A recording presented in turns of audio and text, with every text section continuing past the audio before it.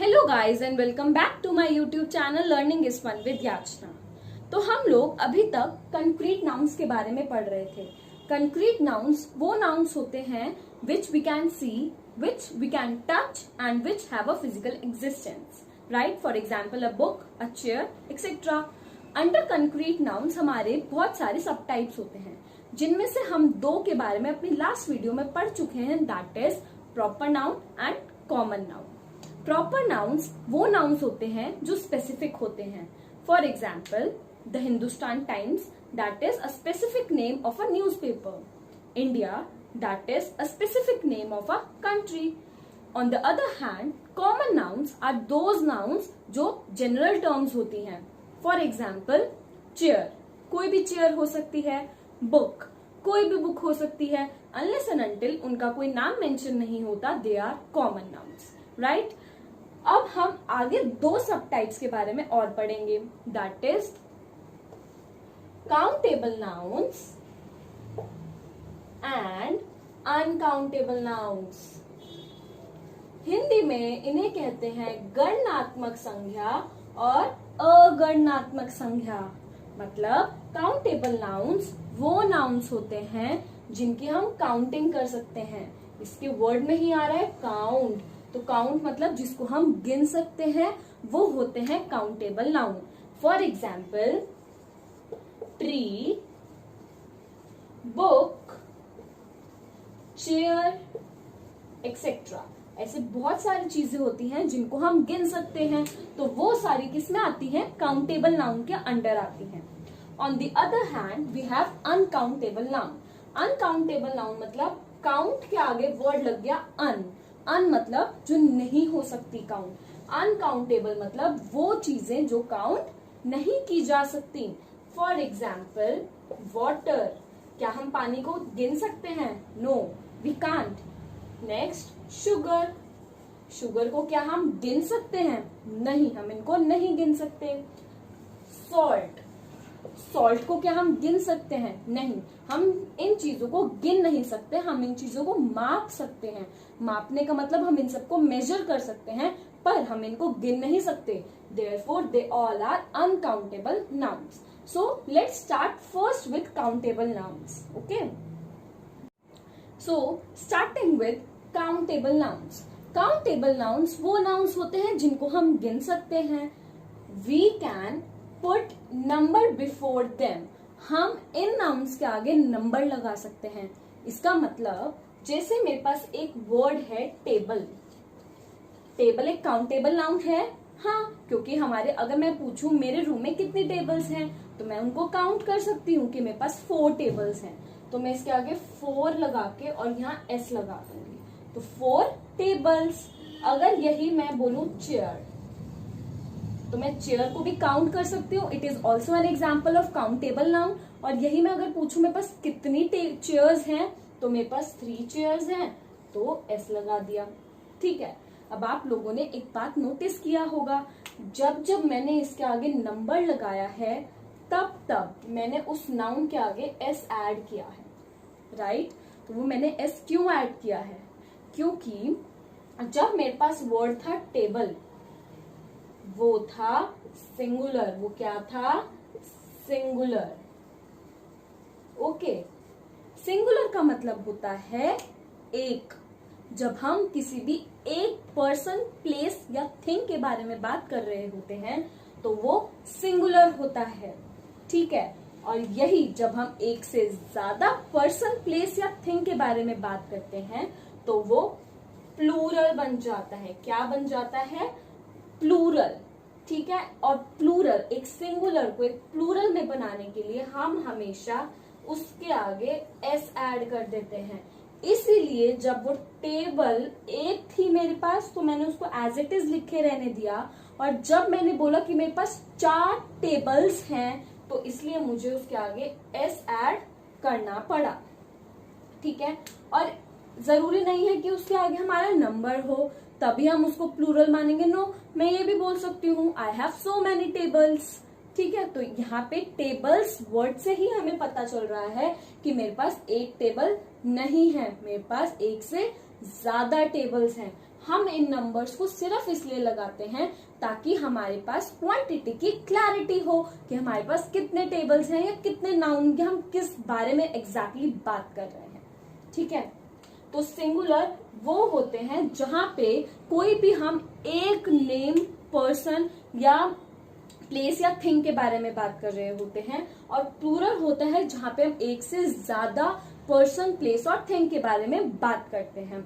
Therefore, countable nouns are always singular and plural. They are both. ये दोनों में हो सकते हैं, ये सिंगुलर भी हो सकते हैं और ये प्लूरल भी हो सकते हैं। मैं ऐसा भी बोल सकती हूँ, आई हैव अ टेबल। ठीक है, तो वो भी टेबल वर्ड क्या है? Table word is a countable noun, तो वो सिंगुलर कैटेगरी में चला गया। और यही मैं बोलूं आई हैव 4 टेबल्स, तो भी टेबल एक काउंटेबल नाउन तो है ही, बट प्लूरल फॉर्म में है, देयरफॉर वो एक प्लूरल फॉर्म में चला गया।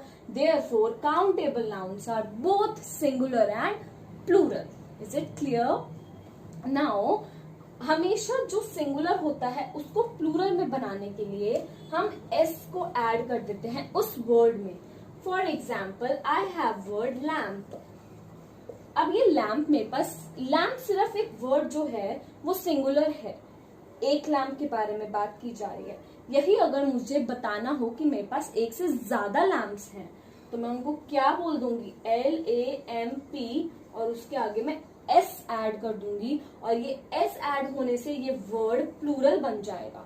सो this is the very basic rule एक सिंगुलर को प्लूरल में बनाने के लिए, कि हम उस वर्ड के आगे S लगा देते हैं तो वो प्लूरल बन जाता है।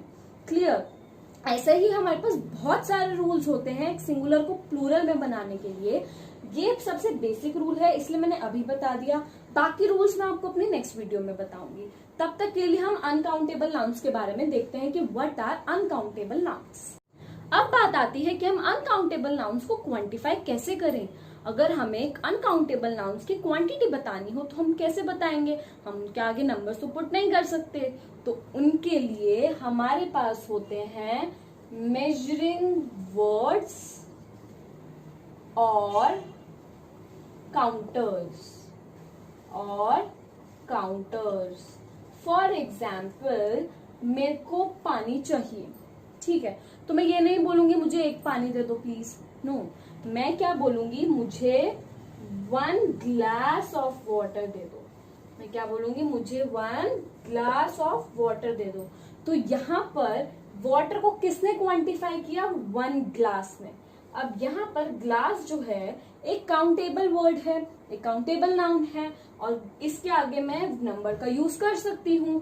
इसलिए जो अनकाउंटेबल नाउन्स होते हैं वो काउंटेबल नाउन्स की हेल्प ले लेते हैं टू क्वांटिफाई देम, और ऐसे वर्ड्स जो अनकाउंटेबल नाउन्स को क्वांटिफाई करने में हेल्प कराते हैं, they are known as measuring words और काउंटर्स। हम इनको काउंटर्स या मेजरिंग वर्ड्स कहते हैं। और एग्जाम्पल, जैसे मैंने बोला 4 स्पून ऑफ शुगर। अब जो स्पून वर्ड है, spoon word is a countable noun, और मैं उसको क्वांटिफाई, उसका नंबर यूज कर सकती हूँ 4, और उसने किसकी हेल्प करी? शुगर को क्वांटिफाई करने की। Therefore 4 spoons is a measuring word और अ काउंटर। ठीक है, इसी तरीके से जो अनकाउंटेबल्स नाउन होते हैं वो सब किसकी हेल्प लेते हैं? काउंटेबल नाउन की, to quantify themselves. Clear? There are some words जो हमें बहुत कंफ्यूज करते हैं कि वो काउंटेबल है या अनकाउंटेबल है। ऐसे ही कुछ एग्जाम्पल्स मैं आपको अभी बताऊंगी। First example is the word hair. 2 types के हम हेयर की यहाँ पे बात करते हैं। The number 1 is which are attach to the scalp, जो हमारे स्कैल्प से अटैच होते हैं, and the other one is the hairs which are fallen off from our scalp. ठीक है, तो वो हेयर जो हमारे स्कैल्प से अटैच्ड होते हैं they are uncountable, and which have fallen off they are countable. ठीक है, तो हमें सेंटेंस में ये देखना होगा कि किस कंटेक्स्ट में बात की गई है। For example, she has long hair. इस लाइन में हमें पता चल रहा है कि जो उसके हेयर है ना वो उसके स्कैल्प से अटैच्ड है। देयरफॉर हमने यहाँ पे एस नहीं लगाया, हमने इसको प्लूरल नहीं बनाया, because it is uncountable and uncountables are always singular, तो इसलिए यहाँ पे वर्ड हेयर का यूज हुआ है। On the other hand, fall of, जब वो गिर जाते हैं तो वो काउंटेबल बन जाते हैं। For example, there are 2 hairs in my vegetable. अब मेरे खाने में मेरे को 2 बाल दिखे हैं, therefore uncountables are always singular and plural both। तो जब 2 मुझे दिख रहे हैं तो I can count them, therefore मैंने उसके आगे s लगा के उसको प्लूरल बना दिया एंड इट बिकम्स काउंटेबल। तो hair word can be countable and uncountable both, it depends हम किस कॉन्टेक्स्ट में बात कर रहे हैं, ठीक है। Second example is money versus रूपी। बहुत सारे लोग कंफ्यूज होते हैं कि मनी काउंटेबल है या रुपी काउंटेबल है या अनकाउंटेबल, क्या है क्या नहीं है, बहुत कंफ्यूजन होता है। तो आज हम उस कंफ्यूजन को दूर कर देते हैं। The word money is uncountable, the word money is uncountable, whereas the word rupee is countable. ठीक है, कैसे? हम कभी भी ये नहीं बोलते हैं कि please give me 1 money, please give me 2 money, please give me 3 money. Although the literal meaning of money is पैसा, हम उसको हिंदी में ये बोलते हैं प्लीज गिव मी 1 पैसा, 2 paisa, 3 paisa. The word paisa is countable but the word money is not countable, it is uncountable.